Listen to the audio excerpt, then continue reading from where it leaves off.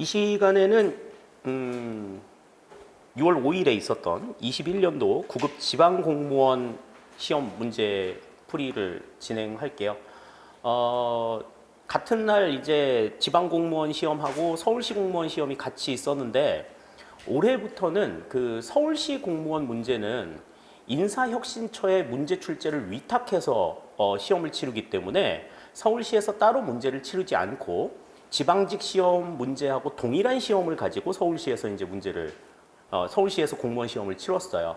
그래서 일부 이제 직렬에 한해서는 이제 문제 위탁이 이제 계속해서 이루어질 수 있을 것 같고, 일반 행정 분야 같은 경우에는 전 과목에 걸쳐서 전부 다 인사혁신처의 문제 위탁이 이루어졌기 때문에 지금 보고 있는 이제 보게 될 지방 공무원 시험 문제가 서울시에서도 그대로 적용이 되었다 이렇게 생각을 하시면 되겠습니다. 우리 뭐 그 기출 문제 풀면서 늘 했던 소리가 이제 그 지방 공무원 그 서울시 문제 되게 그 까다롭게 나온다고 되게 막 그랬었는데 그런 점들 이제 앞으로는 걱정을 안 해도 되지 않을까라는 생각을 가져봐요.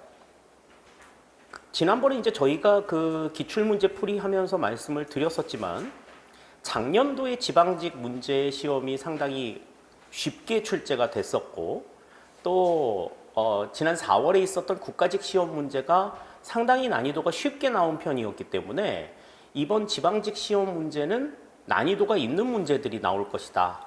그래서 최소한 작년보다는 분명히 어렵다라고 하는 것을 예고를 드린 바가 있습니다. 그래서 저도 이제 문제가 어떻게 나왔을까 되게 기대하는 마음을 가지고 주말 내내 조금 있었는데요. 문제가 생각처럼 그렇게 어렵지는 않았다라고 하는 게 이제 전체적인 느낌이에요. 난이도가 높아졌던 건 사실입니다. 난이도가 높아진 건 사실인데 문제가 그렇게 막 우리가 막 두려워하고 막 이렇게 했던 것만큼 그렇게 어려운 문제는 아니었다라고 하는 것이 전반적인 내용이라고 생각을 합니다. 그래서 기본 내용을 잘 이해한 사람들이라고 하면 최소 80에서 85점 정도는 무난하게 맞췄을 법한 그러한 문제들로 출제가 되었어요. 그렇기 때문에 난이도 면이라든지 문제 출제 내용에 있어서 상당히 깔끔하게 출제가 된 그러한 시험이었다고 그렇게 평가할 수가 있겠습니다. 자, 그러면 각 그 단원별로 출제 경향들을 한번 살펴볼게요. 출제 경향들을 보시면 우선 작년도하고 비교를 해봤을 때 작년도 같은 경우에는 이제 행정이론, 정책이론, 뭐 조직이론 고르게 나오고 이게 고르게 지금 분포가 되고 있는 게 올해에도 이제 그대로 연계가 되어 있었다라는 걸 생각을 하실 수가 있을 거예요. 특히 이제 조직이론에서 네 문제가 출제된 것을 빼고는 이제 거의 대부분의 영역에서 이제 세 문제씩 고르게 출제가 된 것을 살펴볼 수가 있겠습니다. 그런데 이제 여기에서 이제 한 가지 우리가 좀 봐야 될 것은 재무행정론 문제 가운데 한 문제, 우리가 이제 나중에 이제 16번 문제에서 살펴보게 될 텐데요. 그 문제 같은 경우에는 지방자치단체의 재정을 가지고서 문제를 냈지만, 그건 지방행정과 관련된, 지방재정과 관련된 내용이 아니라 재무행정에 대한 내용이었거든요. 그러니까 지방직 문제의 특성상, 지방자치단체를 대상으로 해서 문제를 낼 거다라고 하는 것. 우리가 지난번에 이제 국회직 시험 볼 때도 그런 것들을 많이 봤었잖아요. 그러니까 가장 인사권자 대표를 그냥 국회 사무총장으로 잡고 있는 것은 이 국회직 시험이기 때문이다라고 말씀을 드렸었는데 마찬가지로 지방직 시험을 보는 데 있어서도 그 지방자치단체를 대상으로 해서 조직도 물어볼 거고 인사도 물어볼 거고 재무도 물어볼 거다. 그러니까 맨 처음에 우리가 그 지방행정에 대해서 이야기할 때 말씀드렸던 부분들이 그런 거였잖아요.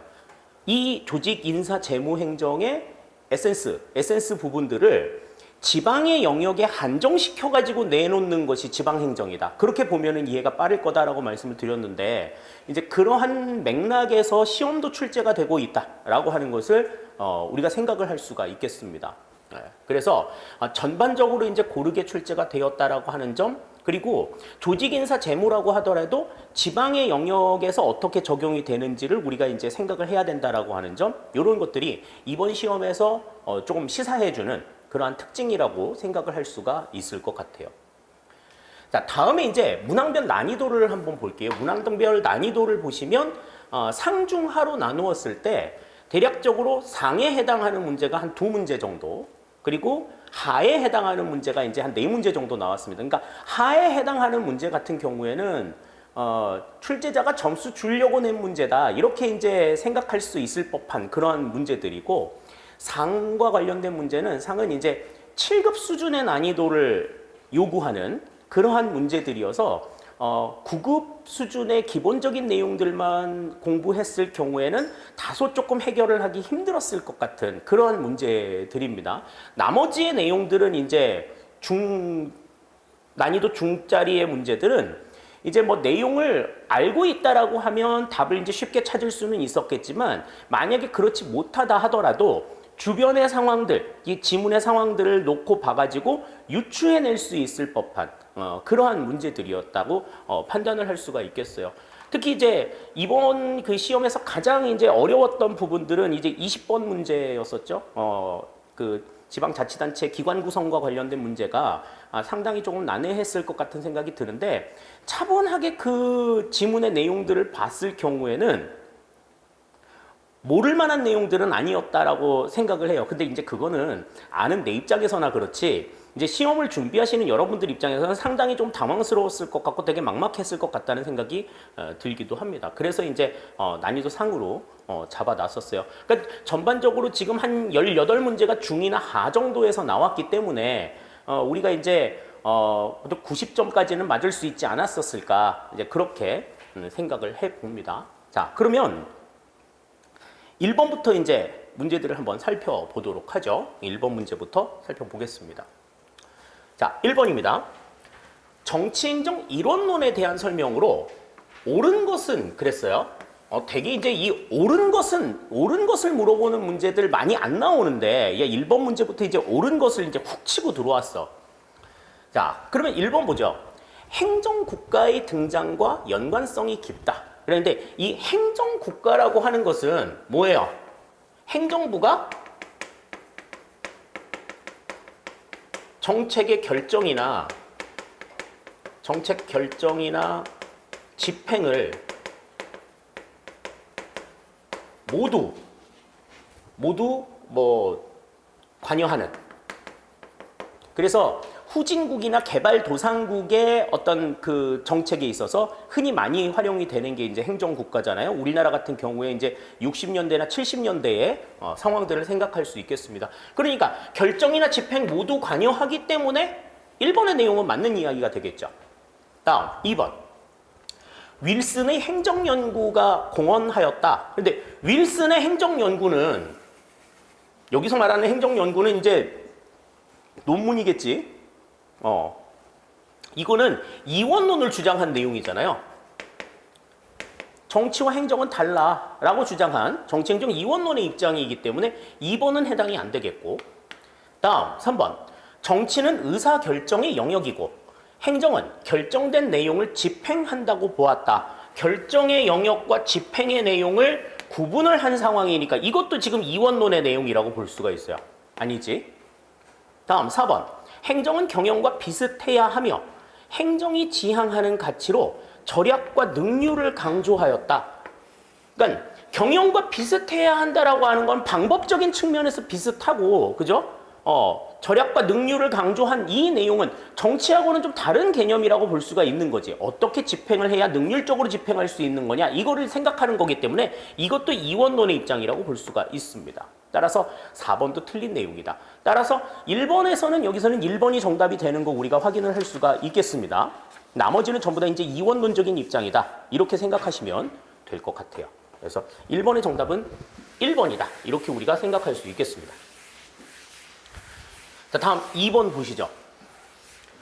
의외로 이 문제에서 걸려 넘어진 사람들이 많았어.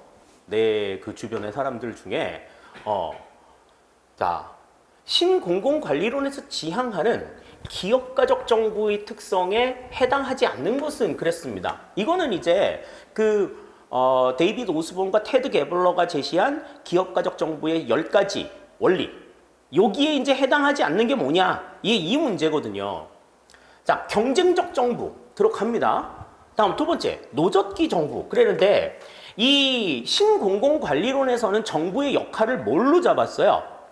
방향 잡기로 봤었지. 노젓기는 누구야? 이건 전통 관료제에서 강조한 내용이잖아요. 그렇기 때문에 이 노젓기는 여기서는 해당이 안 되는데 신공공관리론 노젓기 이상하게 연계가 된다고 생각을 했었나 봐. 이런 문제들 같은 경우에는 틀리면 안 되는 문제죠. 이런 데서 이제 실점하면 밤에 잠 못 자는 거야.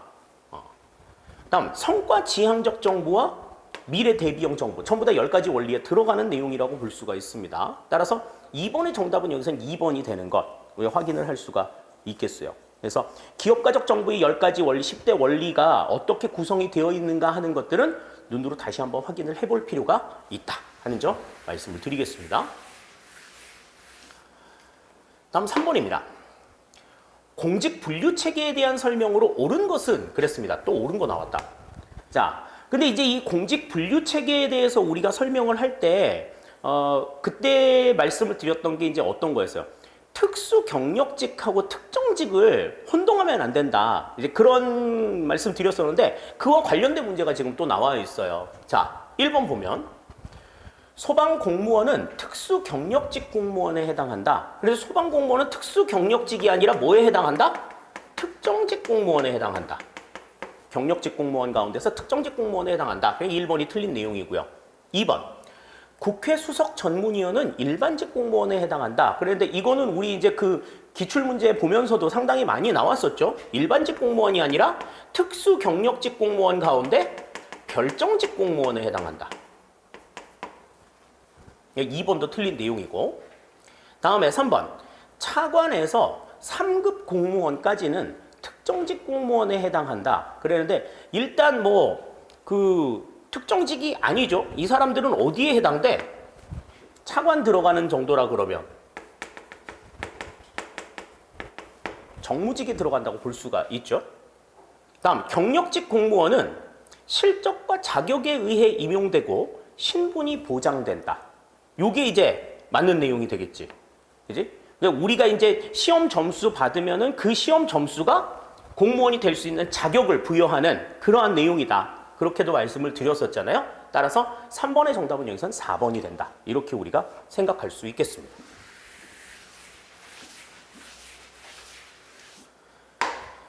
다음 4번 볼게요. 예산제도에 대한 설명으로 옳지 않은 것은 그랬습니다. 이 예산제도라는 이야기가 나왔다라고 하면은 우리가 이제 쭉 생각해봐야죠. 이전부터 품목별 예산제도부터 시작해가지고 신성과주의 예산제도까지 우리가 쭉 이제 머릿속으로 생각을 해보셔야 되는데 보통 이제 과거의 시험 문제에 나왔을 때는 이제 계획예산제도나 연기준예산제도 그리고 신성과주의 예산제도에 대한 문제들이 상당히 많이 나왔었어요. 근데 지금 여기서 물어본 건 그 내용들을 전부 다 지금 아우르고 있는 상황들이잖아. 상대적으로 지금 품목별 예산제도라든지 성과주의 예산제도에 대해서 우리가 조금 놓치고 있는 부분들이 만약에 있었다라고 한다면 이런 문제들이 상당히 조금 당황스러웠을 수도 있어요. 자, 근데 1번부터 봅니다. 품목별 예산제도는 행정부의 재량권을 확대하기 위해 도입되었다. 그랬는데 품목별 예산제도 같은 경우는 우리 문제 풀 때도 얘기했었지만 어땠어요?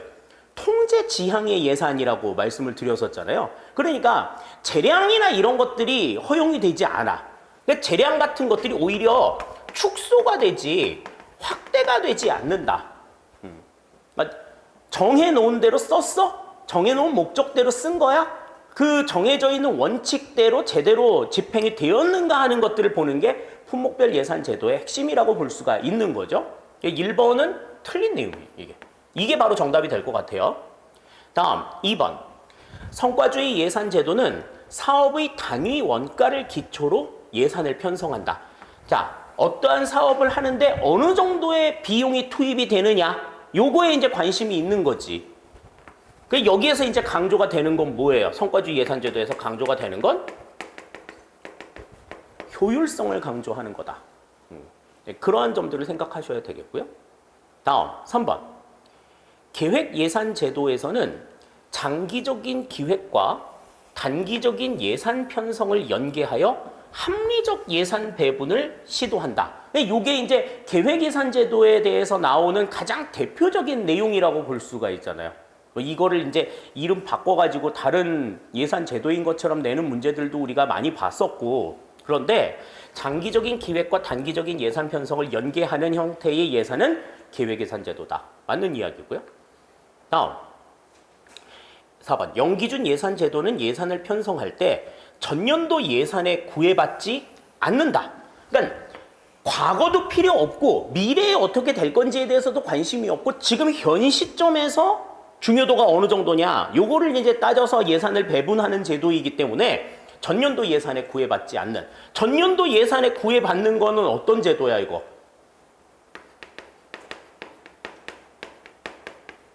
점증주의적인 측면의 내용이잖아요. 요 얘기 그 전에 기출문제에 그대로 나온 적이 있어요. 이거. 그러니까 우리 그 기출문제 풀이를 보셨던 분들 같은 경우에는 아마 요 내용들이 눈에 익었을 거라는 생각이 들어. 그래서 지금 여기에서는 옳지 않은 걸 골라라 그러면 1번이 여기선 정답이 된다. 이렇게 우리가 생각할 수 있겠습니다.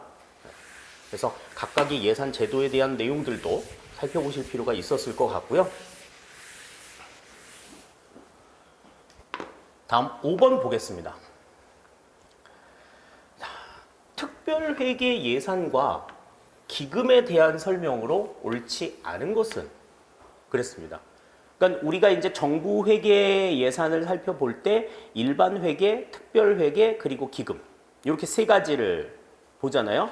근데 이제 국회에서 이제 심의하는 것은 일반 회계와 특별 회계만 보고 기금은 보지 않으니까 요거를 뭐 전부 다 아우러서 보는 것이 이제 통합재정이다라고 하는 것까지 우리가 얘기를 했었는데, 자 1번 보죠. 기금은 특정 수입과 지출의 연계가 강하다. 그러니까 특정한 목적을 가지고서 이루어지는 거라고 볼 수가 있죠.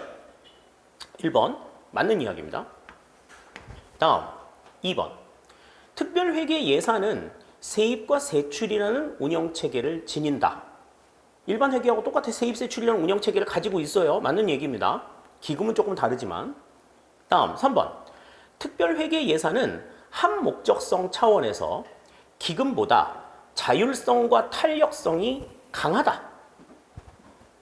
그랬는데 특별회계 예산 같은 경우에는 지금 얘기한 대로 앞에서 얘기한 대로 세입과 세출의 항목들이 있기 때문에 어디에 얼마를 어떻게 쓴다라고 하는 것들이 정해져 있는 게 사실이야. 그런데 기금 같은 경우에는요.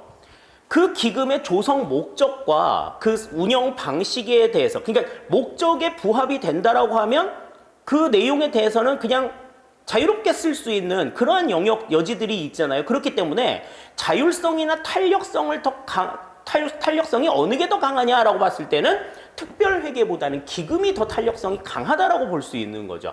그런데 지금 여기에서는 특별회계가 더 강하다라고 얘기했기 때문에 지금 여기에서는 이게 틀린 내용이야. 이거 약하죠. 약하다. 이렇게 봐야지 맞는 이야기고. 다음 4번.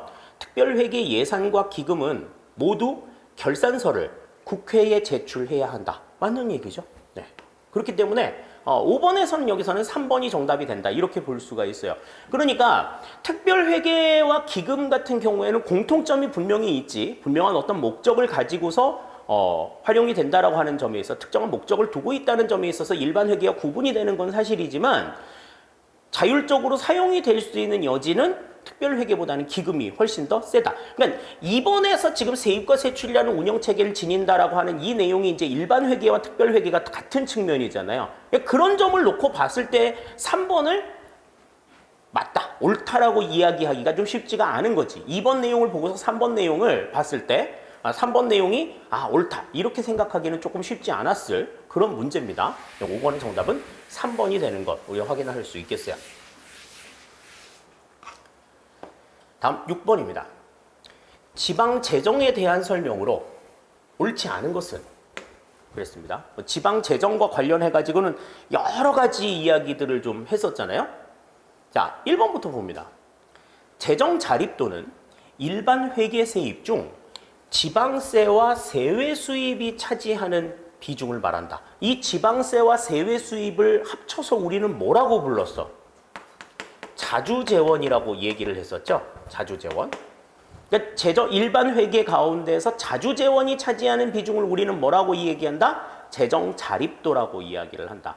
근데 이제 이 재정 자립도를 가지고 우리나라 지방 재정을 따져보기는 좀 어렵다. 왜냐하면 우리나라는 이 자주재원의 비중이 상대적으로 낮기 때문에. 그래서 뭘 추가해서 보는 거야?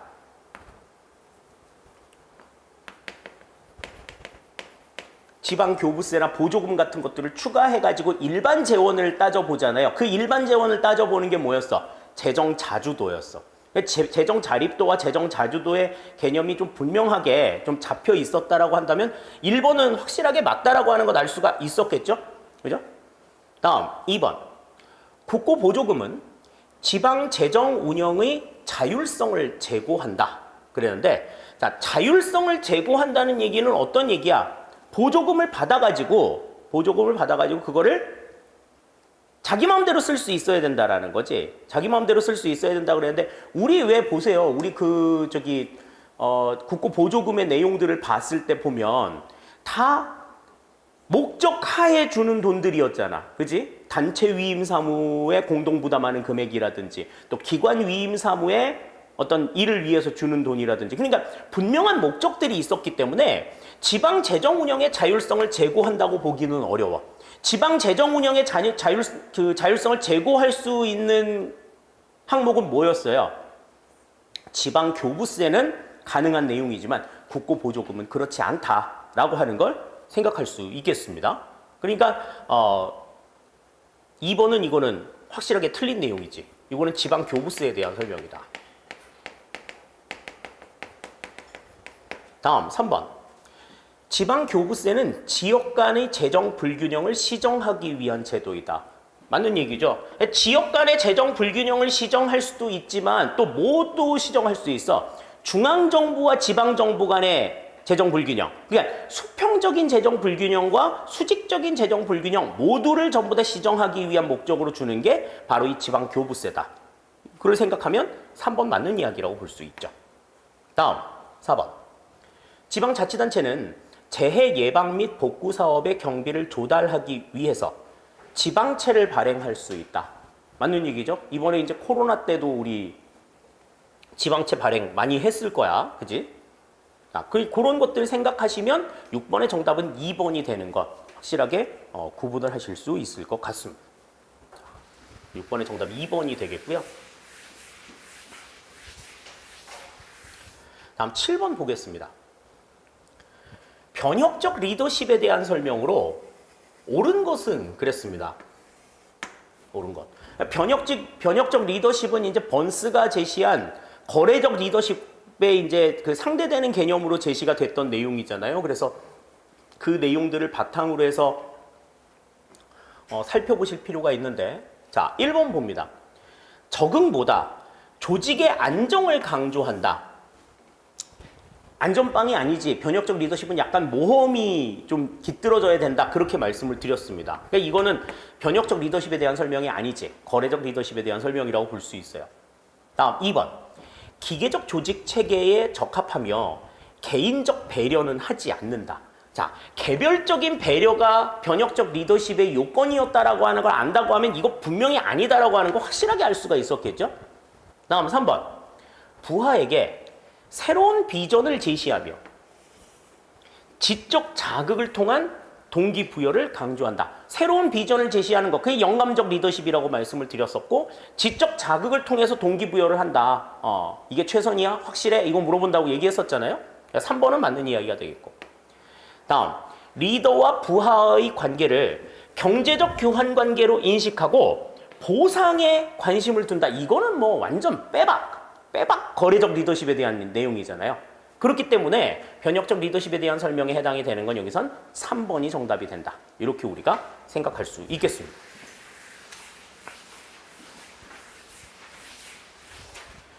자, 다음 8번 볼게요. 조직 이론에 대한 설명으로 옳은 것은 그랬습니다. 사실 그냥 딱 덮어놓고 조직 이론에 대한 내용을 물어봤을 때 우리가 봤던 문제 가운데서 쉬운 문제가 없었어. 근데 이 문제는 읽어보면 상대적으로 이런 생각이 들 정도로 상당히 조금 난이도가 좀 가벼운 문제였어요. 자, 1번 봅니다. 인간관계론은 동기유발 기제로 사회심리적 측면을 강조하였다. 그죠? 주관적인 심리 상태나 인간의 감정 같은 이러한 측면들을 강조했다라는 거지.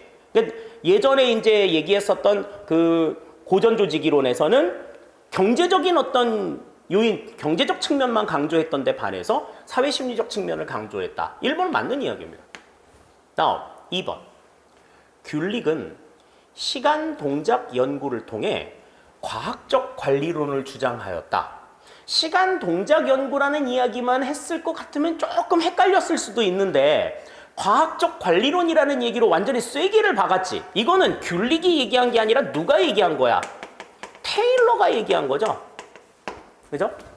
2번은 확실하게 틀린 내용입니다. 그래서 다음 3번.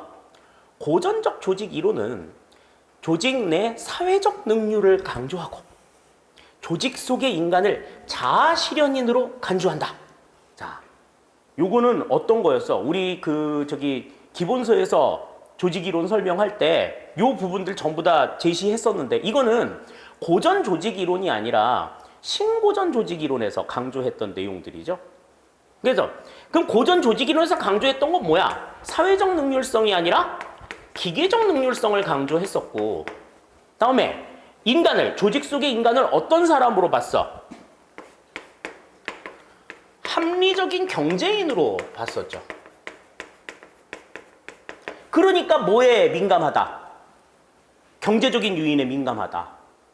돈 많이 주면 안 할 것도 점점 하게 되는 이러한 모습들, 그런 것들이 나타나게 된다라고 보는 겁니다. 자, 다음 4번. 상황 이론은 모든 상황에서 적용되는 유일 최선의 조직 구조를 찾는다.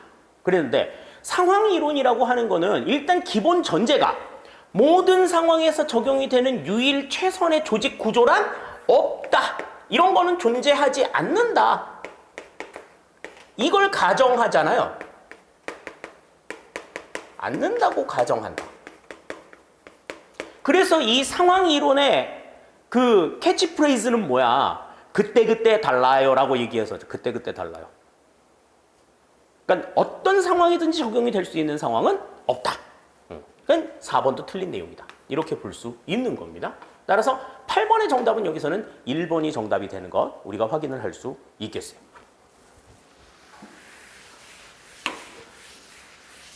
자, 이제 9번 문제 보겠습니다. 9번 볼게요. 균형 성과표에 대한 설명으로 옳지 않은 것은 그랬습니다. 균형 성과표에 대한 설명 옳지 않은 것. 1번. 조직의 장기적 전략 목표와 단기적 활동을 연계할 수 있게 한다. 그죠? 뭐 재무적인 요인뿐만 아니라 비재무적인 요인들까지 전부 다 살펴가지고 전반적으로 이 업무들을 따져볼 수 있다라는 점에 있어서 맞는 이야기라고 볼 수 있습니다. 2번. 재무적 성과 지표와 비재무적 성과 지표를 통한 균형적인 성과 관리 도구라고 할 수 있다. 맞는 얘기죠.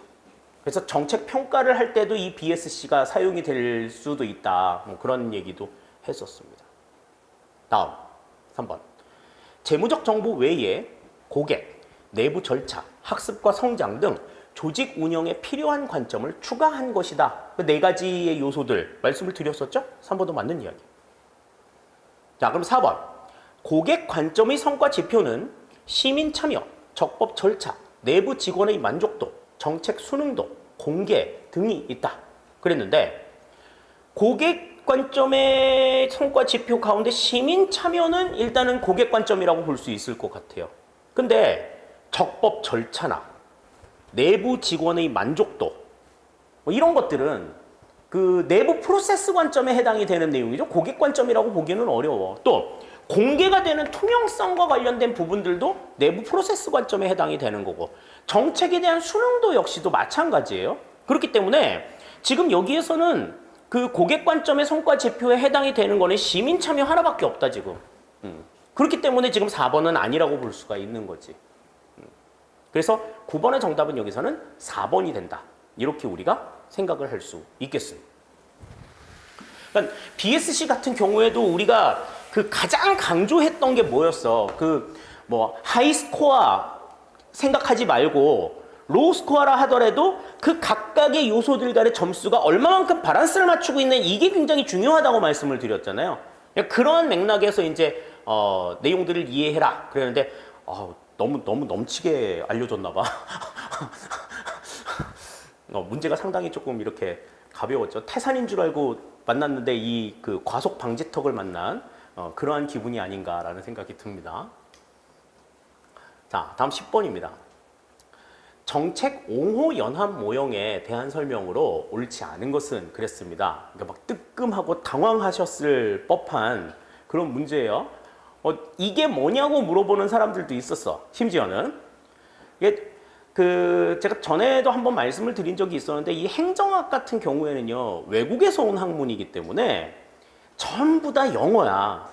전부 다 영어여서 이 영어의 단어를 어떻게 해석하느냐에 따라 가지고 표현들이 다 달라질 수 있어요. 그래서 이렇게 논란이 될 수 있는 상황들은 항상 옆에 이렇게 영어로 표시를 해 놓습니다. 옆으로 영어로 표시를 해 놓는데 자, 이 정책 옹호 연합 모형이라고 하는 거는 우리가 교재에서 뭘로 봤어?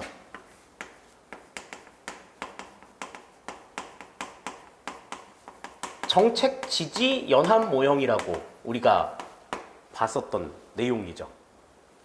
정책 변동의 모형 가운데서 정책이 어떻게 변하느냐 요거를 이제 놓고 볼 때 정책을 주도하는 그러니까 쉽게 말해서 정책을 주도하는 어떤 그 집권자들, 관리자들을 지지하는 그 지지 연합들의 경험이나 학습에 근거해 가지고 굉장히 오랜 기간에 걸쳐서 정책이 변화하는 이 같은 유형의 모형을 우리가 정책 지지 연합 모형이라고 얘기했어요. 그래서 정책 지지 연합 모형 같은 경우에는 정책이 한번 변화하는데 10년 이상의 오랜 기간이 걸린다. 그러니까 바뀌기가 쉽다, 어렵다? 어렵다. 이렇게 이제 강조를 드렸었던 부분이 있잖아요. 자, 그러면 그 내용을 보고 옳지 않은 걸 한번 보자. 일단은 정책 옹호 연합 모형이라고 나왔어도 옹호나 지지나 그게 그거지 라고 일단은 생각하시고 문제를 봤었어야 돼. 근데 이제 시험장에서 딱 만났을 때 그렇게 다른 표현으로 딱 나오니까 되게 이제 좀 당황을 했었던 모양이야. 그래서 이게 뭐냐고 사진까지 찍어가지고 나한테 보내왔어. 그래서 그냥 아무 생각도 안 하고 그냥 그걸 보고서 그냥 정책 지지 연합 모형이에요. 그렇게 얘기했더니 나중에 이제 막 머리를 쥐어뜯으며 옹호나 지지나 그게 그건데 왜 그거를 이해하지 못했을까. 정말 바본가 봐. 막 이렇게 막 그 자책하는 사람들이 되게 많았는데 시험장에서는 충분히 그럴 수 있어요. 그런 걸 노리고서 문제를 이렇게 냈을 수도 있어. 인사혁신처 출제위원 중에 서울시의원이 잠입을 했는지 아무튼 위탁도 위탁이 아닌 것 같이 뭐 이렇게 해놓은 것 같은 그런 문제가 나왔는데요. 정책 지지 연합 모형이라고 보시면 되는 겁니다. 자, 1번 보죠. 외적인 환경 변수를 정책 과정과 연계함으로써 정책 변동을 설명한다. 그러니까 외부의 어떤 변수들이 어떻게 바뀌느냐. 요거 이제 있는 거죠. 1번 맞는 이야기입니다. 다음 2번. 정책 학습을 통해 행위자들의 기저 핵심 신념을 쉽게 변화시킬 수 있다. 그랬는데 정책 학습을 통해서 행위자들의 어떤 그 행동 양식이나 이런 게 변화할 수 있는데 아까 말씀드린 대로 이 정책 지지 연합 모형은 바뀌는데 오랜 시간이 걸린다고 얘기했잖아요. 그러니까 변화시킬 수는 있으나 쉽게 변화시킬 수 있는 건 아니야. 그러니까 여기서는 쉽게라는 말이 나왔기 때문에 이거는 맞는 얘기라고 보기는 좀 어려워요. 다음 3번. 옹호 연합 사이에서 정치적 갈등 발생 시 정책 중개자가 이를 조정할 수 있다. 그러니까 중간자의 역할을 강조하는 내용들 이런 것들이 등장할 수 있습니다. 그죠? 맞는 얘기. 다음 4번. 옹호 연합은 그들의 신념 체계가 정부 정책에 관철되도록 여론, 정보, 인적 자원 등을 동원한다. 그러니까 자신들의 어떤 신념이라든지 자신이 가지고 있는 생각들 이런 것들을 주장하기 위해서 여러 가지 방법들을 활용한다라는 거죠. 그러한 점들이 이제 이 정책 지지 연합 모형의 특징이라고 이야기할 수 있겠습니다. 그러니까 옹호를 전부 다 지지로 바꾸면 우리가 이제 내용을 이해하기 훨씬 더 쉬웠을 그런 문제였던 거죠. 옳지 않은 것을 골라라 그랬으니까 정답이 여기서는 2번이 된다. 이렇게 우리가 생각을 할 수 있겠습니다.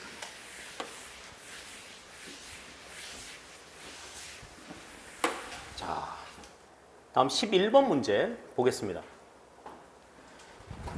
역관주의와 실적주의에 대한 설명으로 옳은 것은 그랬습니다. 그러니까 이번 이제 그 지방직 시험 문제에서는 유독 옳은 것을 물어보는 문제들이 상당히 조금 많았죠. 그리고 역관주의와 실적주의 같은 경우에는 우리가 이해할 때 세트로 묶어가지고 기억하자. 그렇게 말씀을 드렸잖아요. 문제가 나오면 항상 같이 나오니까. 자, 그럼 1번부터 봅니다. 역관주의는 개인의 능력, 적성, 기술을 공직 임용 기준으로 한다. 그런데 개인의 능력이나 적성이나 기술을 공직 임용 기준으로 보는 이 관점은 역관주의가 아니라 이건 실적주의죠. 실적주의.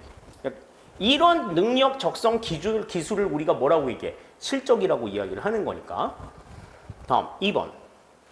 역관주의는 정치 지도자의 국정 지도력을 약화한다. 그랬는데 역관주의는 왕이나 정당에게 충성하는 그 충성도에 따라 가지고 관료가 되는 사람이기 때문에 정치적 중립이나 이런 것들은 예전역에 그냥 물 건너 간 거고 그 집권자에게 굉장히 친화적인 어떤 모습들을 많이 보여준다. 그래서 집권자가 어떠한 정책을 추진하겠다라고 이야기를 했을 때 그게 실현 가능성이 없어도 그래 해봐 이렇게 얘기할 수 있는 상황이라는 거죠. 그래서 집권자들에게 상당히 조금 힘을 주게 되는, 그러니까 국정 지도력을 좀 높여주는 그런 측면들을 가지고 있다. 그러니까 국정 지도력을 약화시키지 않고 강화시킨다. 오히려 실적주의가 온전하게 정치적 중립의 입장에서 뭐 이런 거 하려고 그래. 그럼 그거 안 돼요. 이렇게 힘 빼는 역할들을 하면서 국정 지도력을 좀 약화시키는 그러한 측면들을 가지고 있지. 역관주의 같은 경우에는 국정 지도력을 강화시키는 측면이 있다라고 하는 걸 우리가 잘 알고 있습니다. 다음 3번. 실적주의는 국민에 대한 관료의 대응성을 높인다. 그러니까 국민이 어떤 요청을 했을 때 관료로서 대응해주는 그 대응의 측면들이 실적주의가 높으냐 역관주의가 높으냐. 우리 역관주의가 높은 걸로 알고 있죠? 실적주의의 특징이라고 보기가 어려워. 그러니까 안 되더라도 저희가 한번 살펴보겠습니다. 이렇게 얘기해가지고 국민들을 좀 이렇게 달래는 그러한 입장들인데 정치 지도자한테도 실적주의는 굉장히 냉정하게 얘기한단 말이지. 그 국민들한테도 마찬가지야. 그거 안 돼요, 그거. 예산 없어서 그거 힘들어요. 이런 식으로 얘기하게 되는 거라고. 다음 4번. 실적주의는 공직 임용에 대한 기회의 균등을 보장한다. 실질적인 기회의 균등을 보장하는 것은 역관주의보다도 실적주의가 훨씬 더 강하다. 그래서 우수한 인재들을 등용할 수 있다라는 그러한 장점들도 가지고 있다. 이렇게 볼 수 있는 거죠. 옳은 것을 골라라 그러면 여기선 4번이 정답이 된다. 이렇게 볼 수 있겠습니다.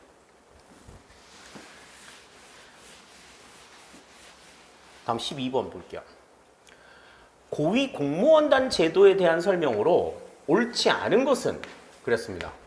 고위 공무원단 제도는 1급에서 3급에 해당하는 실국장급 인사에 대해서 개방형 임용제를 실시하는 이 같은 제도죠. 우리나라에서 이제 시행이 되고 있는 제도인데 이 우리나라에서 이 같은 제도를 실시하는 것이 이제 목적이 뭐야? 왜 그런 거야? 역량 중심의 인사 관리를 통해 가지고 이제 실적이라든지 그 성과에 대한 어떤 책임성을 좀 부과시키기 위해서. 그러니까 늘상 그냥 안전빵으로 늘 그냥 고인물처럼 있는 그러한 어떤 그 고위 공무원들에 대한 어떤 혁신 이런 것들을 위해서 외부에서 역량 있는 사람들을 이렇게 임용할 수 있는 여지들을 열어놓아 가지고 그들의 어떤 자생력이라든지 경쟁력이라든지 이런 것들을 확보하기 위한 그러한 여러 가지 방편 중에 하나라고 볼 수가 있습니다. 자, 그러면 옳지 않은 걸 고르래. 1번. 역량 중심의 인사 관리. 이건 맞는 이야기죠. 다음 2번. 계급 중심의 인사 관리. 계급 중심의 인사 관리 할 것 같으면 외부에서 사람을 데려올 이유가 없는 거지. 그지? 그러니까 2번은 틀린 내용이고. 역량 중심의 인사 관리를 바탕으로 해서 성과와 책임 중심의 인사 관리를 하고 또 개방과 경쟁 중심의 인사 관리를 한다.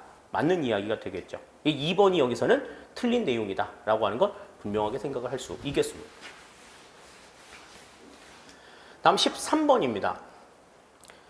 4차 산업혁명에 관한 설명으로 옳지 않은 것은 그랬습니다. 야, 4차 산업혁명까지 알아야 되냐? 이제 이런 생각을 했을 수 있는데 지금 여기에서 물어본 문제의 수준은 우리가 여태까지 겪어왔던 산업혁명이 어떠한 단계로 이루어져서 4차까지 왔느냐 요것만 알고 있어도 충분히 풀 수 있는 문제였어요. 그러면 자, 산업혁명의 단계를 한번 봅시다.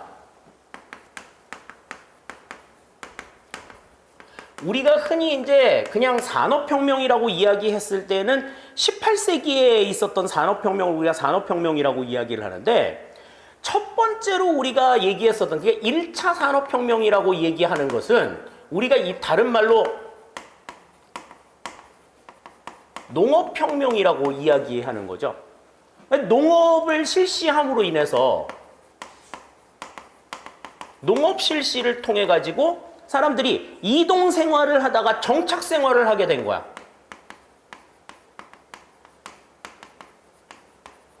굉장히 혁명적인 변화인 거죠, 이게.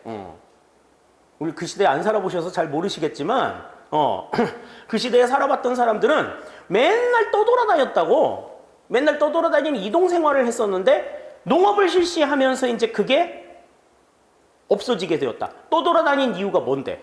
먹을 거 찾아다니라. 그러니까 뭐 산속에 토끼, 다람쥐 뭐 이런 애들 이렇게 먹을 거 찾아다니잖아. 사람도 똑같았다는 거야. 근데 농업을 하면서 이제 그렇게 이동을 할 필요가 없어지게 됐다라는 거죠. 다음에 이제 2차 산업혁명이 우리가 이제 흔히 이야기하는 산업혁명이죠. 일반적으로 산업혁명이라고 얘기할 때 말하는 게 바로 2차 산업혁명을 이야기하는 건데 이거는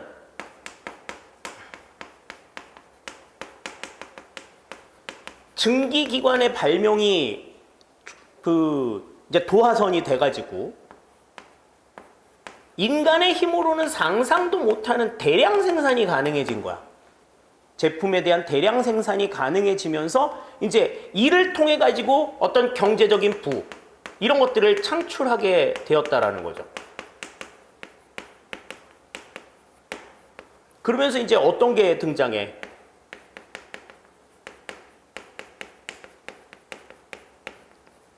자본주의 경제가 이제 이때부터 생겨나기 시작을 했다라고 하는 겁니다.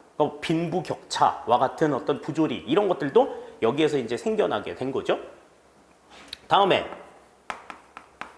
3차 산업혁명이라고 이야기하는 건 우리가 이제 흔히 정보혁명이라고 얘기하죠.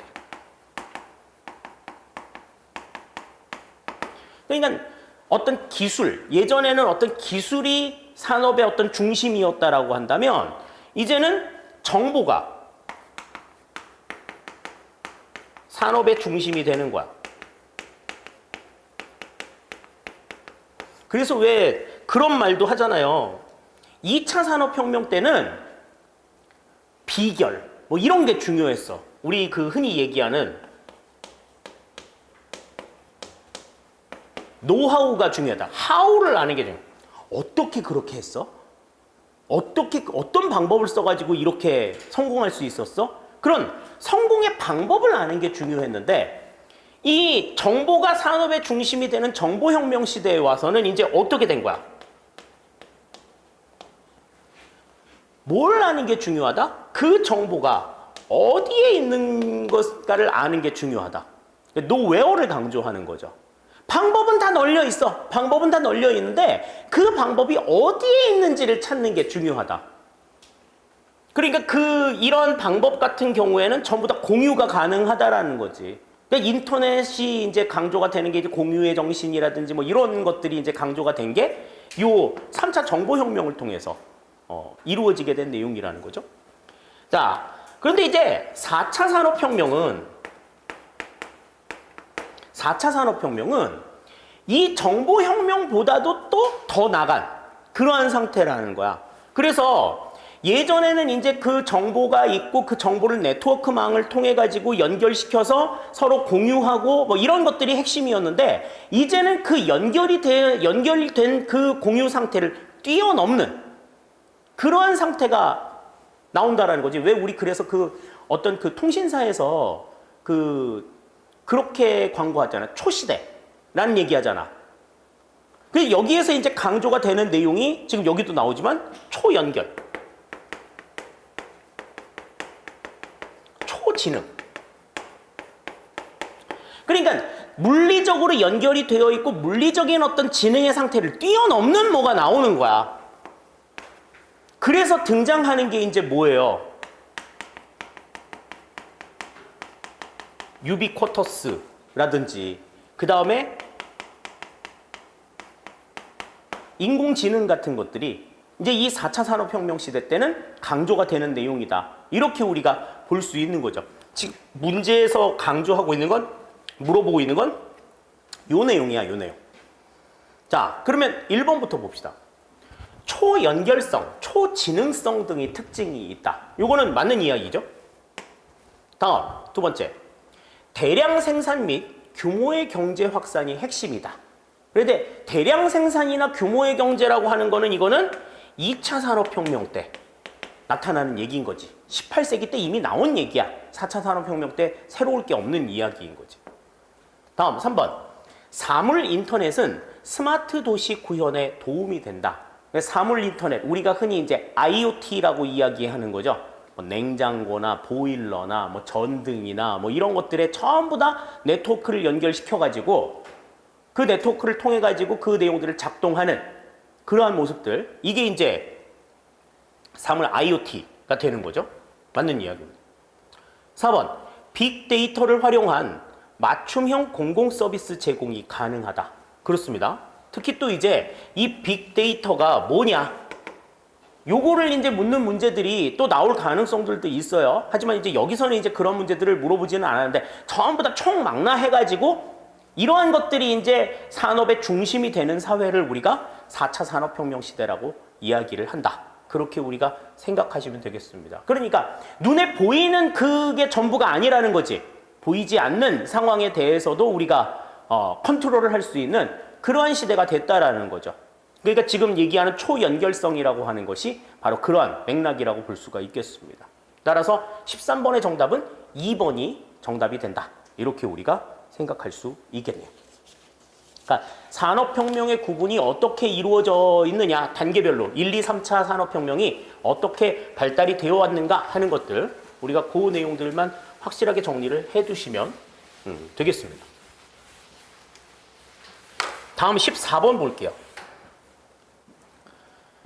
행정 통제와 행정 책임에 대한 설명으로 옳은 것만을 모두 고르면 그랬습니다. 행정 통제와 행정 책임, 행정 환류론과 관련된 문제가 지금 이제 한 문제가 등장을 했는데 사실 이런 게 지금 제일 까다롭죠, 문제가. 어느 게 맞고 어느 게 틀린지 이거를 알기가 조금 힘든, 딱 봐가지고는 알기가 힘든 상황인 건데, 보면 자세히 보면은 아닌 것 같은데 라는 생각을 하게끔 만드는 뭔가가 있어. 자, 기억부터 봅시다. 파이너는 법적, 제도적 외부 통제를 강조한다. 그 외부 통제를 강조한 가장 대표적인 학자가 바로 파이너죠. 그러니까 외부 통제와 내부 통제를 강조한 사람들이 있었단 말이죠. 그래서 파이너는 외부 통제를 강조했고 프리드리히는 내부 통제를 강조했다. 우리가 이제 그렇게 생각을 하고 있는데요. 1번 파이너는 외부 통제를 강조했다. 맞는 이야기가 됩니다. 다음 니은. 감사원의 직무 감찰과 회계 감사는 외부 통제에 해당한다. 그런데 감사원은, 그러니까 외부 통제와 내부 통제를 구분하는 기준은 뭐였어요? 행정부 내에서 통제를 하느냐 아니면 행정부 외부에서 통제를 하느냐, 여기에 따라서 결정이 되는 거라고 얘기했으니까 행정부 안에 있는 감사원에서 이루어지는 통제는 내부 통제가 되는 것이 맞죠. 그러니까 니은은 틀린 내용이야. 자, 그럼 디귿. 프리드리히는 내재적 통제보다 객관적 외재적 책임을 강조한다. 한 하늘에 두 개의 태양이 뜰 수 없지. 그지? 그러니까 파이너가 외부 통제를 강조했으면 프리드리히 정도는 내부 통제 해줘야 돼. 그래서 아닌 건 아니지만, 자, 프리드리히는 내재적 통제를 더 강조한 사람이죠. 그러니까 이 객관적 외재적 책임과 내재적 통제, 이게 앞뒤가 바뀌어 있어야지 맞는 이야기가 되겠습니다. 그래서 디귿도 틀린 내용이야. 따라서 지금 이 기억, 니은, 디귿 세 개 중에서는 맞는 게 뭐밖에 없어요? 기억밖에는 없는 거다. 따라서 1번이 정답이 된다. 이렇게 우리가 생각하실 수 있겠습니다.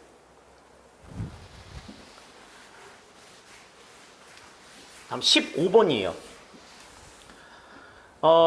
뭐 기출문제 풀면서 예상문제 풀면서 되게 강조드렸던 부분 중에 하나가 뭐였느냐면 문재인 정부가 출범하고 나서 이제 그 최근 1년간에 벌어진 조직 개편과 관련해가지고 문제가 출제가 될 가능성이 굉장히 높다라고 이야기를 했는데 사실 그런 문제가 나오지는 않았어. 국가직도 그렇고 지방직도 그렇고 나오지는 않았는데 거기에 가장 근접한 형태로 나온 문제가 바로 이 문제입니다. 자, 자치경찰제도에 대한 내용이 나왔죠. 자, 자치경찰제도 같은 경우에는 이제 원래는 제주특별자치도에서만 시행이 되고 있었지만 이제 지방자치법이 이제 개정이 되면서 이제 2021년 들어와서 2021년 1월부터 이제 주요 도시에 시범적으로 지금 실시가 되고 있고 이제 2021년 7월부터 전 지방자치단체에 이제 시행이 될 것으로 이제 결정이 되어 있는 상황이죠. 그러니까 지금 상황에서는 이제 그 시범 운영만 이루어지고 있는 상황인 건데 말 그대로 경찰권을 누구에게 주는 거야? 지방자치단체에 주는 거야. 그 지방자치단체에서 각각의 특성에 맞도록 경찰권을 운영할 수 있는 권한들을 부여해 준다. 이렇게 우리가 생각하시면 되는 거죠. 자, 그러면 거기에 대한 설명으로 옳지 않은 걸 골라라. 그랬습니다. 1번. 지역 실정에 맞는 치안 행정을 펼칠 수 있다. 지역성을 강조할 수 있다라고 하는 것 특징이라고 볼 수 있죠. 1번 맞는 이야기. 다음 2번. 경찰 업무의 통일성과 효율성을 높일 수 있다. 통일성과 효율성을 높이려면 이거는 그냥 중앙 집권적으로 하는 게 맞는 거지. 이거는 집권적인 성격을 가지고 있기 때문에 자치적으로 할 필요가 없는 거다. 2번은 틀린 내용이라고 볼 수가 있죠.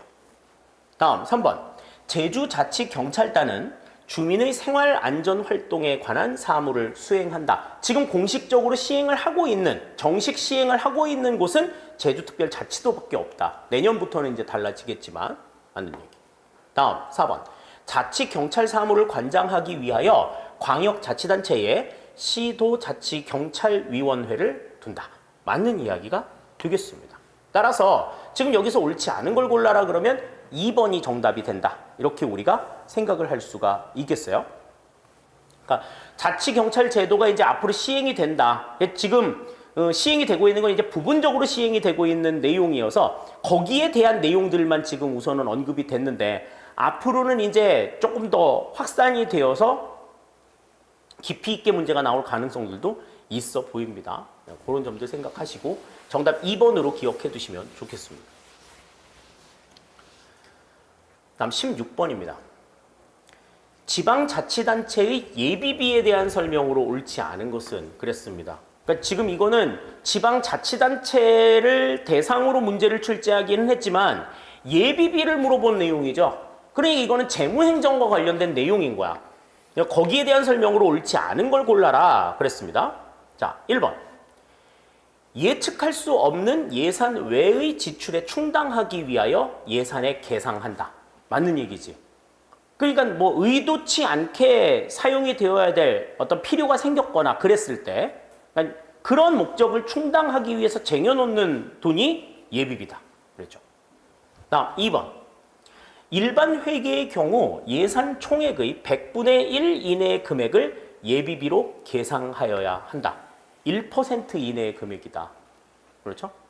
내가 얼마 전에 어떤 지역에 대한 환경 분석 연구를 하면서 그 자료 조사를 이제 연구원한테 이제 시키고 이제 그 자료를 받아왔는데 예산 항목 가운데 예비비가 전년 대비 177%가 인상이 됐다는 거예요. 그래서 이거 제대로 본 거 맞아? 물어봤어. 그랬더니 맞대. 근데 아니 예비비는 전체 일반 예산의 1% 이내고 그러면 예비비가 177%가 인상이 됐다는 거는 일반 회계의 총액 자체가 177%가 올랐다는 건데 지금 예산은 그렇지 않잖냐. 자료 제대로 본 건지 다시 한번 봐. 그랬더니 나중에 이제 다시 봤는데 동그라미 하나를 더 쳐가지고 동그라미 하나를 더 쳐도 그렇지 어떻게 그게 177%가 오를 수 있냐고. 그래가지고 밤샜어? 그랬더니 밤샜대. 그래서 일하면서 밤은 새지 마. 나는 시간 충분하게 주잖아. 우리 일하면서 밤은 새지 말자. 정말 급한 일이 아니고서는 그렇게 얘기했었는데 모르는 사람이 보면은 대단한데 쟁여놓는 돈이 이렇게 많아? 이렇게 생각할 수도 있었겠죠. 잘못된 거지. 100분의 1, 1% 내외의 금액이다. 다음 3번. 지방의회의 예산안 심의 결과 감액된 지출 항목에 대해 예비비를 사용할 수 있다. 그런데 심의 결과 감액이 됐으면 이거는 못 써요. 못 쓰는 겁니다. 거기에 대해서는 쓸 수가 없어. 그러니까 심의 결과에 반하는 내용이라든지 이미 정해져 있는 내용이라든지 이런 것에다가 더 붙이기 위해 가지고 예비비를 쓸 수는 없다. 그래서 우리 그때 문제 볼 때 뭐 나왔었어? 예비비로 쓸 수 없는 것 중에 인건비가 있었잖아요. 인건비. 인건비는 쓸 수 없다. 이렇게 얘기했었죠. 그러니까 여기에는 예비비를 쓸 수 없습니다. 없다라고 봐야지 맞는 이야기. 다음 4번. 재난 관련 목적 예비비는 별도로 예산에 계상할 수 있다. 그러니까 지금 그 코로나 관련 예산 같은 것들이 이제 여기에 해당이 되는 거죠. 따라서 16번의 정답은 3번이 정답이 된다. 이렇게 볼 수 있습니다. 그러니까 우리가 그 재무행정뿐만 아니라 그 지방자치와 관련해 가지고 지방자치단체 재정에 대한 내용들을 볼 때 이게 중앙재정의 내용과 그렇게 크게 차이가 나지 않는다라고 이야기했었던 거 기억나실 거예요. 그러니까 지금 문제의 유형들이 지방자치단체에 국한이 된 내용이 아니다. 지금 이건 지방자치단체를 언급했다 하더라도 통상적으로 보면 지방자치단체를 언급한 내용들은 이제 지방행정에 속하는 내용일 수가 있는데 지금 이제 그런 문제들이 아닌 것들이 나오기 시작을 한다라는 거죠. 그런 것들 염두에 두시면 좋겠습니다. 다음 17번 보죠.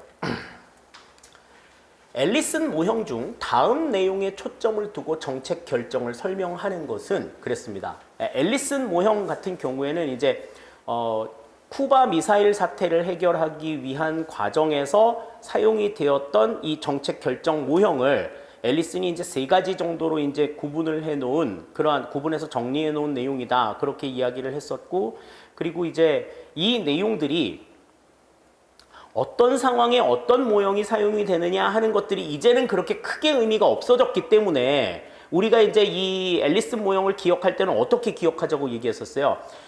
우리가 알고 있는 정책 결정 모형 가운데서 앨리슨 모형하고 유사한 앨리슨 모형의 모델 1, 2, 3가 어디에 이제 유사하냐 요거에 대한 내용들을 기억해 두자 그렇게 말씀을 드렸었는데 지금 여기에 이제 나와 있는 내용들이 이제 그 맥락에서도 이해가 될 수 있는 부분이라고 볼 수가 있어요. 거기 보시면 1960년대 쿠바 미사일 사태에서 미국은 해안 봉쇄로 위기를 극복하였다. 정부의 각 부처를 대표하는 사람들은 위기 상황에서 각자가 선호하는 대안을 제시하였다. 대표자들은 여러 대안에 대하여 갈등과 타협의 과정을 거쳤고 결국 해안 봉쇄 결정이 내려졌다. 이는 대통령이 사태 초기에 선호했던 국지적 공습과는 다른 결정이었다. 물론 해안 봉쇄가 위기를 해소하는 최선의 대안이라는 보장은 없었고 부처에 따라서는 불만을 가진 대표자도 있었다. 그랬습니다. 자, 그럼 봅시다. 지금 여기서 일단 봐야 될 거는 갈등과 타협의 과정이야. 갈등과 타협의 과정이라는 거죠. 그러니까 갈등과 그러니까 타협을 했다. 라고 하는 이 자체만 놓고 봤을 때 일단은 우리가 좀 생각해야 될 그런 부분들이 있고요. 다음에 지금 두 번째로 우리가 생각을 해봐야 될 건 뭐냐면 사태 초기에 사태 초기에 선호했던 결정과는 다른 결정이 내려졌고 그 다른 결정이 내려지는 차원에서 그 다른 결정이 최선이냐라고 하는 것에 대한 보장도 없었어. 그런데 그러니까 어떨 수 있어? 각자의 입장에 따라서 불만을 가지고 있는 사람들이 있을 수 있었겠지. 그러니까 부처에 따라서는 불만을 가진 대표자도 있었음에도 불구하고 어떻게 된 거야? 그걸 그냥 눌러 참고 뭐 한 거예요? 해안 봉쇄 결정을 그대로 따른 거잖아. 이거는 지금 뭘 얘기하고 있는 거야? 뭐의 특징을 얘기하고 있는 거야? 회사 모형의 특징 중에 하나였던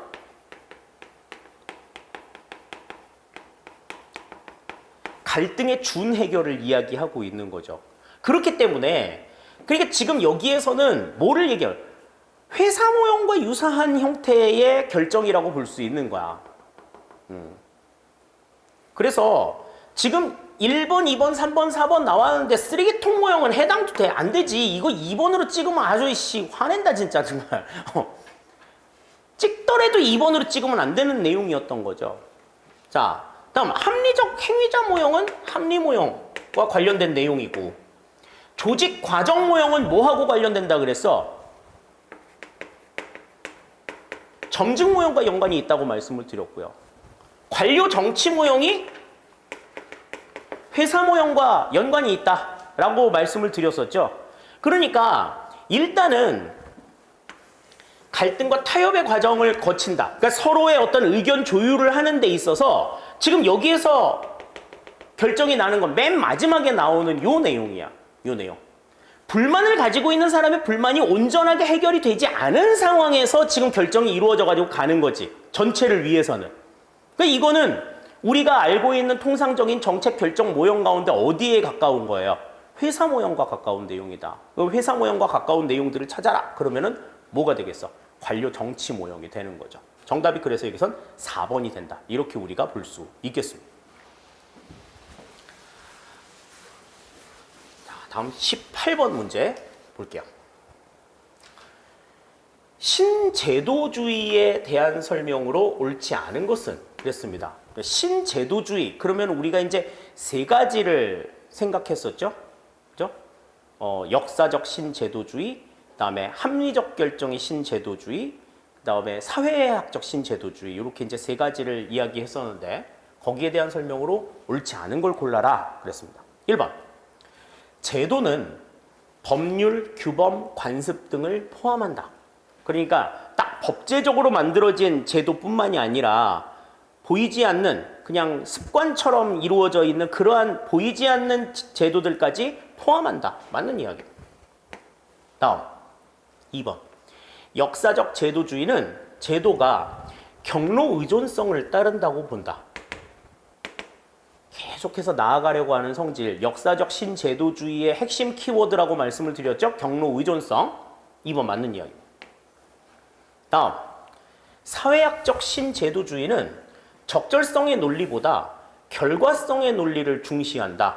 그랬는데 사회학적 제도주의 같은 경우에는 그 일이 얼마만큼 적절하냐의 적절성을 훨씬 더 강하게 봅니다. 그래서 강조가 되는 게 뭐였어? 제도 동형화였잖아. 시작은 전부 다 다르더라도 나중에 시간이 지나고 나면은 다 비슷한 수준으로 맞춰진다라고 하는 거는 결과성의 내용보다는 적절성의 내용을 더 중시하는 그러한 결과라고 볼 수가 있어요. 3번은 지금 적절성하고 결과성이 바뀌어 있는 게 바뀌어야지 맞는 이야기다. 3번이 틀린 내용이 되겠고요. 다음 4번. 합리적 선택 제도주의는 제도가 합리적 행위자의 이기적 행태를 제약한다고 본다. 공공선택론의 관점에서 우리가 이걸 이해하면 맞다고 말씀을 드렸었죠. 4번도 맞는 이야기가 되겠습니다. 따라서 18번의 정답은 3번이 되는 것 우리가 생각을 할 수 있겠어요.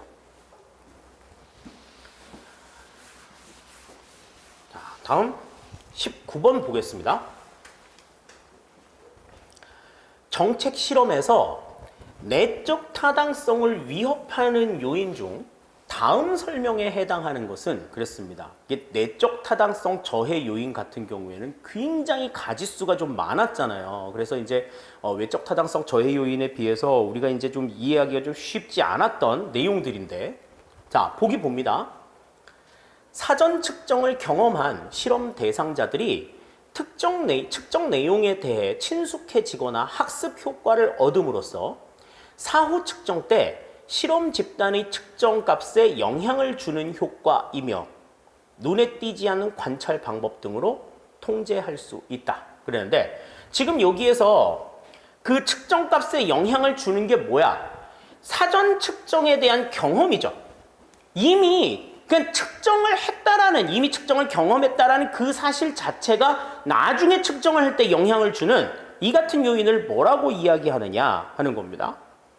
자, 1번 검사 요인. 이게 이제 이미 측정한 사실이 결과에 영향을, 실험 측정 자체가 실험에 영향을 주는 그 같은 요인이라고 볼 수가 있죠. 이 1번이 여기서는 맞는 이야기 같은데, 검사 요인이 무슨 얘기인가 라고 하는 것이 딱 눈에 들어오지 않았다 하더라도 2, 3, 4번이 아니라는 게 너무나도 확실하죠.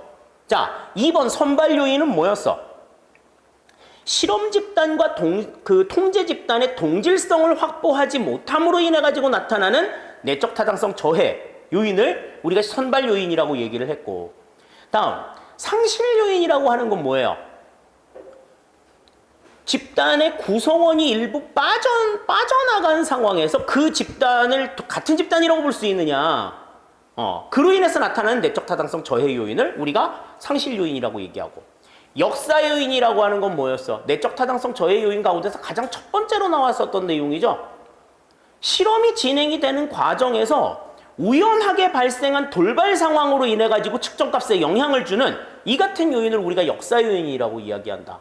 그러니까 2, 3, 4번은 확실하게 아니잖아, 이거는. 그래서 이제 미루어 1번을 생각할 수 있는 거죠. 근데 이제 검사 요인이라고 하는 그 자체는 뭐다? 실험 측정한 자체가, 측정 사실 자체가 실험 결과에 영향을 미치는 이 같은 요인이다. 그러니까 검사 요인이란 그러한 의미를 가지고 있다라는 점에 있어서 19번의 정답은 1번이라고 볼 수 있겠습니다. 자, 제가 생각했을 때 이번 그 지방직 시험 문제 가운데서 정답률이 가장 낮았을 것으로 생각이 되는 문제가 바로 이 20번 문제예요. 자, 문제를 이렇게 내냐, 진짜. 자, 지방정부의 기관 구성 형태에 대한 설명으로 옳지 않은 것은 그랬습니다. 우리가 이제 지방정부의 기관 구성 형태는 크게 어떻게 구분을 했어요? 크게. 기관 대립형과 기관 통합형으로 구성을 할 수 있죠. 기관 통합형이라고 하는 거는 의회와 단체장 간의 구분이 그렇게 뚜렷하지 않아. 그런데 기관 대립형은요, 어떠한 형태로든지 의회와 기관장 간의 구분이 명백합니다. 명백해. 그러니까 얘네들은 같은 편일 수도 있고 다른 편일 수도 있겠다라고 생각할 수 있는 여지가 있는 건 기관 대립형이라고 볼 수 있는데, 기관 통합형은 둘이 얽혀가지고 누가 그러니까 의회하고 이게 다르냐 같으냐 이거를 구분해내기가 쉽지가 않은 상황이에요. 그냥 그런 점들을 바탕으로 해가지고 내용을 봤다라고 하면 답을 찾을 수도 있지 않았을까라는 생각이 들어. 일단 1번부터 볼게요. 강시장 의회 형태에서는 시장이 강력한 정치적 리더십을 행사한다. 여기서 시장 마켓 아니다. 이거 마켓이라고 생각한 애들도 있었어, 이거. 메이오, 시장, 시의 장. 우리나라가 지금 이 강시장형을 택하고 있다라고 이야기했었죠. 그죠? 그러니까 시장이 강력한 형태를 가지고 있어서 강시장형이고, 의회가 강하면 뭐겠어? 약시장형이 되는 거야. 자, 2번. 위원회 형태에서는 주민 직선으로 선출된 의원들이 집행부서의 장을 맡는다. 이거는 기관 통합형과 관련된 내용이죠. 기관 통합형의 입장이야. 다음 3번. 약시장 의회 형태에서는 일반적으로 의회가 예산을 편성한다. 예산 편성 권한 자체도 의회한테 있는 거지. 왜냐하면 시장의 권한이 약하니까, 의회의 권한이 상대적으로 세니까. 자, 다음 4번. 의회 시지배인 형태에서는 시지배인이 의례적이고 명목적인 기능을 수행한다. 그랬는데, 자, 이 의회 시지배인 형태는요,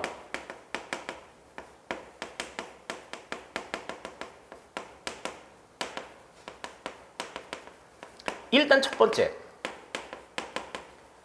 의회가 시지배인을 임명해. 시 지배인을 임명하여서 그 집행을 담당하는 역할을 하는 게 의회야. 그러면 의회가 임명을 하게 되면 그 임명을 받은 시 지배인은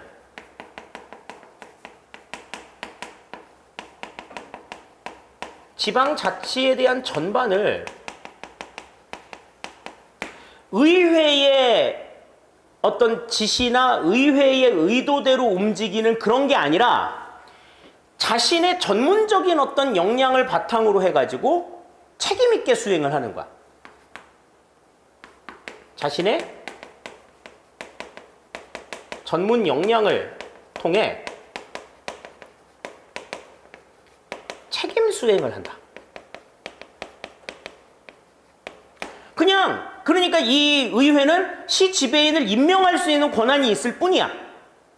시 지배인은 그냥 의회한테 임명을 받았을 뿐이고, 의회한테 임명을 받았다고 해가지고 의회가 정해주는 대로 어떻게 움직여, 이렇게 움직이는 사람들이 아니라는 거지. 그러니까 의례적이고 명목적인 기능을 수행한다 라고 보는 게 틀린 얘기야. 자치단체, 그러니까 지방자치의 전반의 내용들을 책임 수행한다. 요게 의회 시 지배인형의 형태라고 볼 수가 있어요. 따라서 지금 여기서는 옳지 않은 걸 골라라 그러면 4번이 틀린 내용이다. 이렇게 우리가 생각을 할 수 있겠습니다. 그러니까 이렇게 이제 좀 높은 난이도의 문제가 나왔다라고 했을 때 뭐 이런 문제들에 대해서는 그렇게 아쉬움이 조금 덜 할 수도 있어요. 아쉬움이 덜 할 수도 있는데 다음에 만약에 이런 문제가 나왔다 그러면 틀리면 안 되겠지. 물론 다음에 이런 문제가 나오기 전에 여러분들이 공무원이 되셔야죠. 자, 이렇게 해서 이제 우리가 지방직 출제 문제를 전부 다 풀어봤습니다. 뭐 보시면서 느끼셨겠지만 이게 아까 앞에서 말씀을 드린 대로 그렇게 난이도가 있는 문제는 아니었어요. 하지만 그렇게 녹록한 문제도 아니었다. 그러니까 우리가 그 내용들을 볼 때 단순하게 암기하는 수준의 문제 그 내용들을 가지고서는 이런 문제들을 접근하기가 상당히 좀 쉽지는 않을 거라는 생각이 들어요. 간혹 가다가 이제 그 질문 같은 거 나올 때 보면 문제 풀다가 모르는 문제는 그냥 무조건 외우는 식으로 내가 지금 대비를 하고 있다. 그러면 나는 가슴이 철렁해. 어떻게 하려고 저러지? 막 이런 생각이 들거든요. 그러니까 유연하게 사고할 수 있는 힘들을 좀 길러야 돼. 암기는 그런 유연성을 없애요. 있는 유연성마다 활용을 못하게 만든단 말이지. 그러니까 지금 계속해서 지금 뭐 그 기출문제 풀이할 때도 그렇고 지금 뭐 이번에 국가직 뭐 지방직 해설을 할 때도 뭐 두루 말씀을 드립니다만은 암기에 일관된 공부 가지고서는 절대로 이제는 공무원 시험을 대비하기가 어렵다. 높은 점수를 받기가 어렵다. 그냥 나 그냥 한 70에서 75점 정도 받는 걸로 만족할래? 그러면 또 모르겠어. 근데 확실하게 합격을 좀 보장하려고 하면 최소한 85점 이상은 맞아야 되거든요. 그런 상황이라고 한다면 앞으로는 조금 더 좀 쉽게 보셔야 될 필요가 있겠고, 그 다음에 이제 다음 내년도부터는 이제 그 일반 행정 직렬에서는 행정학이 이제는 선택 과목이 아니잖아요. 선택 과목이 아니라는 얘기는 문제가 과거보다 어려워질 게 뻔해요. 이제는 뭐 이렇게 단순하게 쉽게 나올 수 있는 문제들 없습니다. 이게 예전에는 선택 과목이니까 서로 이제 조금 그 과목 간에 경쟁하겠다고 좀 난이도가 좀 떨어지는 문제들이 많이 나왔을 수 있지만 이제는 그런 거 없거든. 이제는 그런 거 없기 때문에 정말 내야 될 문제들 나올 겁니다. 그렇다라고 하면 외우는 것보다 그 내용이 뭔지에 대한 본질에 관심을 가지고 내용을 이해하려고 하는 그러한 학습 자세가 무엇보다도 필요하지 않을까라는 생각을 가져봅니다. 지방직 문제 해설은 여기서 마무리를 짓도록 할게요.